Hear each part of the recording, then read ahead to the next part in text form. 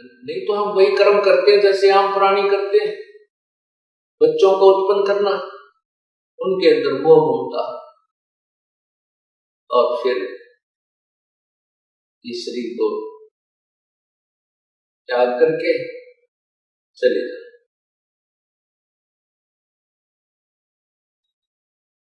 इसलिए परमात्मा हमें याद दिला रहे हैं,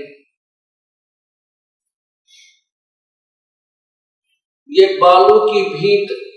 ये आपका जो शरीर है ये ऐसा जैसे बालू रेत की बनी हुई एक दीवार को, जो बिल्कुल अस्थायी, जिसका कोई भरोसा नहीं कब और किस कारण से नष्ट हो जाए, ऐसे शरीर, ऐसा शरीर है। और फिर कहते हैं इस मिट्टी से बने हुए शरीर की तू कब तक खैर मनावेगा, कब तक शुक्र मनावेगा। बीमार हो गया, कोई इंजेक्शन लगा दिया, राहत मिल गई, कैंसर होगी, डॉक्टर भी हाथ खड़े कर देते हैं, भाई तो ये मृत्यु को प्राप्त होगा ही। तो परमात्मा कहते हैं मान लीजिए 100 वर्ष भी रह गया तो भी अंत होना इसका, इसकी खैर कब तक मनाएगा, अर्थात इस मिट्टी से लाभ उठाने से ही तेरा लाभ होगा, परमात्मा प्राप्त होगा।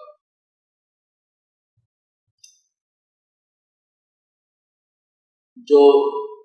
व्यक्ति भगवान नहीं बचते, परमात्मा की याद नहीं करते, जब तक उनके पूर्व जन्म के संस्कार होते हैं, उन जब तक चलते हैं तब तक तो सुखी नजर आता है, शरीर भी स्वस्थ है, घर में भी सुख है, कार कोठी भी है, फैक्ट्रियां भी खूब धड़ाके से चल रही हैं। और जिस समय पाप कर्मों का प्रभाव शुरू होता है, पुण्य समाप्त हो जाते हैं, फिर फैक्ट्रियां बंद होने लग जाती हैं, मजदूर हड़ताल कर लेते हैं, शरीर में रोग बढ़ जाते हैं,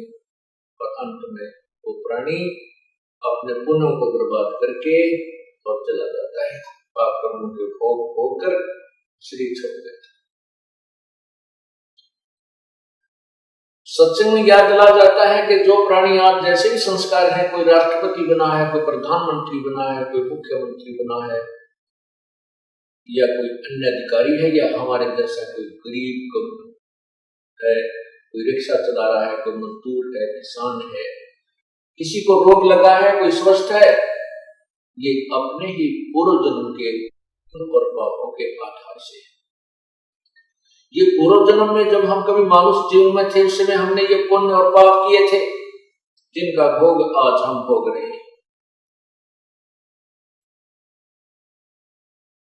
और इस जन्म में यदि हम कोई शुभ नहीं करेंगे तो भविष्य में हमें प्राप्त नहीं होगा।